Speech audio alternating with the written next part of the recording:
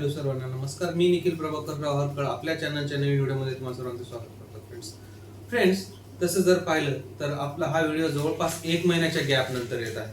काही तांत्रिक अडचणी आल्या होत्या, त्यामुळे मी मदत व्हिडिओ शूट करू शकलो नाही. पण आता त्या अडचणी सर्व सुटल्या आहेत आणि इथून पुढे आपले जे व्हिडिओज आहेत ते एकदम रेग्युलर येतील. आपण इन्फ्लुएन्स सायकोलॉजीवर चर्चा करत होतो मित्रांनो, आणि आज मी आपल्या इन्फ्लुएन्स सायकोलॉजीचा 9वा व्हिडिओ घेऊन आलेलो आहे, ज्यामध्ये आपण पाहणार आहोत कोणाला जर पटवायचं असेल तर त्यांना बदलायचा प्रयत्न करू नका, म्हणजेच द सायकोलॉजी ऑफ परसुएशन. मित्रांनो, तुम्ही ही गोष्ट कधी ऑब्झर्व केली असेल की आपण एखाद्याला जेव्हा म्हणतो की तू ही गोष्ट कर किंवा तू असं करायला पाहिजेस, त्यावेळेस तो व्यक्ती लगेच रेजिस्टन्स करतो किंवा आपण जे बोलतो आहोत त्याला नकार देतो. पण जर आपण त्या व्यक्तीला हा विचार करायला लावला की बाबा रे, तुला काय वाटतं की ह्या 2 गोष्टी आहेत, यापैकी आपल्यासाठी किंवा तुझ्यासाठी बेस्ट ऑप्शन कोणता असेल, तर तो या गोष्टीवर विचार करतो आणि त्याची मानसिकता चेंज होते. कारण माणसाला काय ना मित्रांनो, त्याला कंट्रोल व्हायला आवडत नाही. त्याला असं असतं, प्रत्येक माणसाची ही मेंटॅलिटी असते, प्रत्येक माणसाची ही मानसिकता असते, त्याला स्वतःचे डिसिजन स्वतःला घ्यायला आवडत असतं मित्रांनो. ठीक आहे, तुम्ही त्याला सजेशन्स देऊ शकता किंवा त्याला एक आयडिया देऊ शकता की तुझं असं करून बघितलं असतं, बघ तुला काय वाटतंय. तर मग त्यातनं जर त्याने इन्स्पिरेशन घेतलं आणि त्याने स्वतःचा डिसिजन त्याला घेतला तर ते त्याच्यासाठी जास्त आनंददायी ठरतं मित्रांनो. आणि याच विषयावर आज आपण चर्चा करणार आहोत आणि इथेच परसुएशन सुरू होतं मित्रांनो. तर आजचा जो आपला पहिला मुद्दा आहे, जे आपलं मुख्य पॉइंट आहे, तो हाच आहे की तुम्हाला असं वाटतं का की तुम्हाला कोणी कंट्रोल करावं? तुम्हाला जर कोणी सांगितलं की हे करा, तर तुम्ही काय करता? आपली पहिली रिॲक्शन काय असते? का करू मी? किंवा आपण काय म्हणतो, मला काय करायचं आहे हे मला माहिती. एक तर आपण त्याला प्रश्न विचारतो की मी असं का करू, किंवा आपण असं सांगतो की नाही बाबा, मला माहिती आहे मला काय करायचं आहे, तू मला काही सजेशन देऊ नकोस. पण गंमत अशी आहे मित्रांनो की काय आहे ना, आपल्याला सर्वांनाच कंट्रोल कोणी आपल्याला केलेलं हे आवडत नसतं. आता काही ठिकाणी आपण त्या गोष्टी दाखवत नाहीत. कामाच्या ठिकाणी जेव्हा आपला बॉस आपल्याला सांगतो किंवा काय करतो, आपण ते काम करून घेतो. पण ते काम आपण आपल्या पद्धतीने, आपल्याला जसं करायचं तसंच करतो. बॉसने जरी सांगितलं असेल की हे काम तुला करायचंय, तर ठीक आहे, काम करायचंय, मी माझी जिम्मेदारी पार पाडेल, पण ते आपण आपल्या पद्धतीनेच करतो. पण काय आहे ना मित्रांनो, आपल्या सर्वांना स्वतःचे निर्णय स्वतः घ्यायला खूप आवडत असतं. ठीक आहे, कधी कधी आपल्याला सजेशन्सची गरज असते, आणि हाच ह्युमन सायकोलॉजी मधला एक पॉवरफुल सिक्रेट आहे मित्रांनो. काय तर आपण पाहूयात. आता आपला जो मेन मुद्दा आहे, व्हाय पीपल रेजिस्ट. पीपल रेजिस्टन्स का करतात, किंवा आपण जे सांगतो त्याला लोक सल्ल्याला का नाकारतात. तर त्याचा पहिला मुद्दा आहे, आपण जेव्हा त्यांना सांगतो तेव्हा त्यांना असं वाटतं की आपण त्यांना आदेश देतोय की तू हे करायलाच पाहिजेस किंवा तू हे करावंसच. आणि मग त्यांना असं वाटतं की नाही, हा मला आदेश देतो ना, हा मला डायरेक्ट कसं काय सांगतोय, म्हणून ते आपल्याला रेजिस्टन्स करतात. त्यानंतर जर आपण त्यांच्या एखाद्या गोष्टीमध्ये डायरेक्ट करेक्शन केलं, की त्यांना सांगितलं नाही, हे बघ, हे तुझं असं असं चुकतंय बरं का, किंवा हे तुझं चुकलंय, याला असं असं सुधार, ही गोष्ट त्यांच्या इगोवर येते, त्यांचा इगो दुखावला जातो आणि मग ते आपल्याला रेजिस्ट करायला लागतात. तिसरं, अनसॉलिसिटेड ऍडवाइस. आणि याच्यामुळे काय होतं, डिफेन्सिव्हनेस येतो. ते मग स्वतःला डिफेन्स करायला लागतात. त्यांना असं वाटतं की आपण त्यांना विनाकारणचं ऍडवाइस देतोय, विनाकारण आपण त्यांना सल्ला देतोय, आणि मग ते स्वतःच्या निर्णयाला आणि स्वतःच्या डिसिजनला डिफेन्स करायला लागतात. प्रेशर.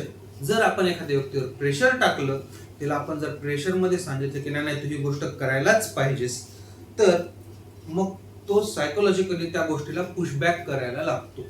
हे आहेत काही महत्वाचे मुद्दे की लोक आपण जे काही त्यांना सांगतो त्याला रेजिस्ट का करतात. तर मित्रांनो, याच्यामधलं एक गोष्ट आपण लक्षात घेतली का, काय त्याच्यातली महत्वाची जी लाईन आहे किंवा जे महत्वाचं जे आपलं कव्हर पॉइंट आहे, तो काय आहे, जेवढं आपण एखाद्या व्यक्तीला बदलण्यासाठी त्याला प्रेशर देतो किंवा त्याला प्रेशराईज करायचा प्रयत्न करतो, तितकाच तो व्यक्ती स्वतःची जी पोझिशन आहे किंवा स्वतःचा जो थॉट आहे त्या गोष्टीला घट्ट पकडून बसतो मित्रांनो. तर तिसरा जो आपला महत्वाचा मुद्दा आहे तो म्हणजे काय की people want ownership of their decisions. म्हणजे काय, तर लोकांना त्याच्या स्वतःच्या निर्णयाची मालकी हवी असते, म्हणजे त्यांना निर्णय घेण्याचा अधिकार हवा असतो. आता याच्यामध्ये मुख्य सायकोलॉजिकल पॉइंट असा आहे मित्रांनो की काय, लोकांना फक्त आन्सर नको असतं, तर त्यांना असं वाटायला हवं असतं की हा निर्णय माझा आहे, जो की मी घेतलाय आणि जो की बरोबर आहे. मग हा निर्णय त्यांच्या डिसिजन मध्ये, बिझनेस मध्ये, रिलेशनशिप मध्ये, त्यानंतर जर ते पॅरेंट असतील तर त्यांच्या पॅरेंटिंग मध्ये, लिडरशिप मध्ये आणि फ्रेंडशिप मध्ये म्हणजे मैत्रीमध्ये सुद्धा त्यांना असं वाटत असतं की नाही, माझा निर्णय, माझ्या नात्याबद्दलचा निर्णय किंवा माझ्या कामाबद्दलचा निर्णय मी स्वतः घ्यायला हवा. तर आता याच्यावर आपण सोल्युशन म्हणून काय करू शकतो, तर हा आपला चौथा पॉइंट आहे ज्याच्यामध्ये आपण पाहणार आहोत की याच्यावर आपण सोल्युशन कसं घेऊ शकतो. तर काय, ask question instead of giving orders. म्हणजे त्यांना डायरेक्ट सांगण्यापेक्षा की तू असं कर, त्यापेक्षा त्यांना एक प्रश्न विचारा आणि त्या प्रश्नातून त्यांना सांगा किंवा त्यांना एक पर्याय द्या की याच्याऐवजी जर असं केलं तर तुला काय वाटतं की बाबा काय होईल. तर ठीक आहे, आता उदाहरण, जसं एक आपण उदाहरण तुम्हाला मी देतो. तू हे असं का करतोयस, असं त्याला डायरेक्ट सांगू नका, हे चुकीचं आहे. त्याला काय म्हणा, तुला असं केल्यावर काय वाटतं की तू जे हे करतोयस, असं केल्यावर याचं पुढं काय होईल असं तुला वाटतं. जेव्हा मग त्याच्या समोर आपण एक क्वेश्चन मार्क ठेवतो, मग तेव्हा ते विचार करायला लागतात की नाही कडे, मी जर असं केलं तर याच्यामुळे काय होईल, आणि मग ते त्यांचं आउटकम चेंज करतात किंवा त्यांचं जे काम करण्याची पद्धत आहे ती चेंज करतात किंवा त्याच्यावर दुसऱ्या पद्धतीने विचार करतात आणि मग परत तुमचा सल्ला घेऊन तुम्ही सांगाल त्या पद्धतीने काम करू शकता. आता याच्यामध्ये काय मित्रांनो, आता बघा, जे पहिलं वाक्य आहे की काय, तू असं का करतोस, हे जे पहिलं वाक्य आहे त्यामध्ये काय आहे, याच्यामध्ये कन्फ्रंटेशन आहे. आता आणि दुसरं वाक्य काय आपलं, तुला काय वाटतं असं केल्यावर पुढे काय होईल, ह्याच्यामध्ये काय आहे, त्याच्यामध्ये एक रिफ्लेक्शन आहे की आपण त्याच्यावर ही जबाबदारी टाकतो की बाबा तुला काय वाटतं, हे जर असं केलं तर काय होईल. याच्यामध्ये त्याच्यावर त्याला एक जबाबदारी आहे की नाही बाबा, मी जर असं केलं तर काय होईल हे मला विचार करणं आहे आणि मग ही त्याची जबाबदारी आहे की या गोष्टीचा विचार केला पाहिजे. बरोबर. आता मित्रांनो, आपला सगळ्यात महत्वाचा मुद्दा हा सगळ्या टॉपिक मधला आहे, म्हणजे काय, the power of letting people discover. म्हणजे काय, लोकांना त्यांच्या शक्तीची जाणीव करून देणं की ते काय डिस्कवर करू शकतात किंवा ते काय विचार करू शकतात. मित्रांनो, जर आपण लोकांना किंवा तुम्ही समोरच्या व्यक्तीला डायरेक्ट जर आन्सर सांगितलं तर ते डिसएग्री करू शकतात, पण जर त्यांनी ते आन्सर स्वतः डिस्कवर केलं तर ते त्याची ओनरशिप घेतात आणि ते म्हणू शकतात की नाही, हे मी स्वतः केले. आता याच्यामधून आपण काय समजून घेऊ शकतो की सगळ्यात महत्वाचं, तुम्ही एखाद्या व्यक्तीला सत्य सांगू शकता, पण जर त्या व्यक्तीला ते स्वतःला समजलं किंवा ते जर त्या व्यक्तीला स्वतःला शोधायला लावलं तर त्या गोष्टीचा प्रभाव त्या व्यक्तीवर जास्त पडतो.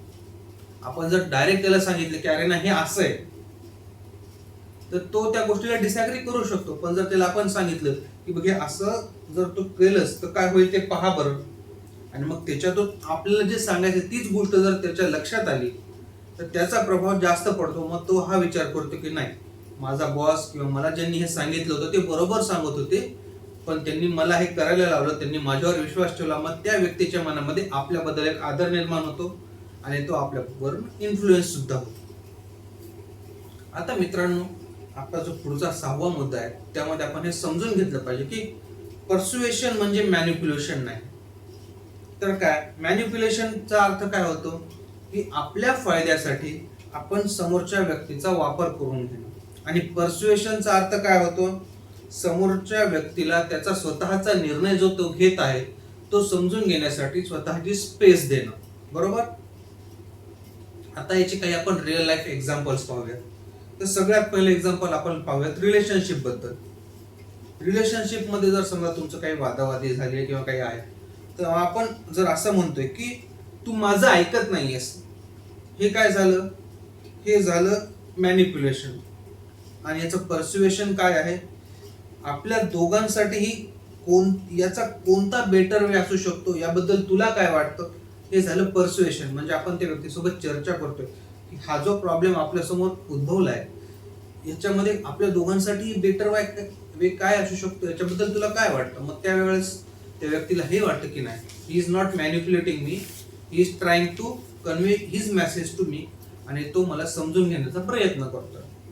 आता वर्क स्पेस मध्ये जर आपण पाहिलं याचं उदाहरण, आपण जर आपल्या ज्युनियरला किंवा आपल्या हाताखाली काम करणाऱ्या व्यक्तीला किंवा आपल्या कलिगला जर असं सांगितलं की तू जे हे करतोयस हे चुकीचं आहे, तर ही गोष्ट त्याला लागू शकते, त्याच्या इगोवर येऊ शकते.